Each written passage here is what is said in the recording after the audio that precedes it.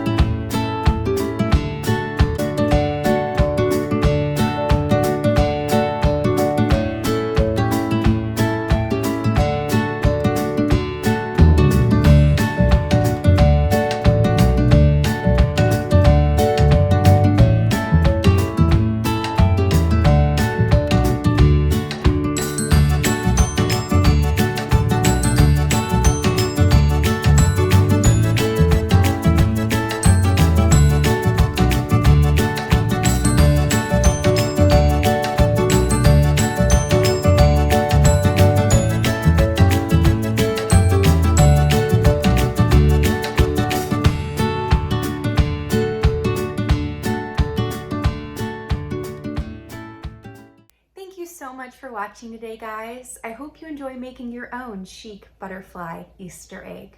And in the meantime, please feel free to check out my blog, countrypeony.com, for many more simple DIYs and tutorials. Or feel free to email me, elizabeth@countrypeony.com. I always love hearing from you. So until next time, happy crafting.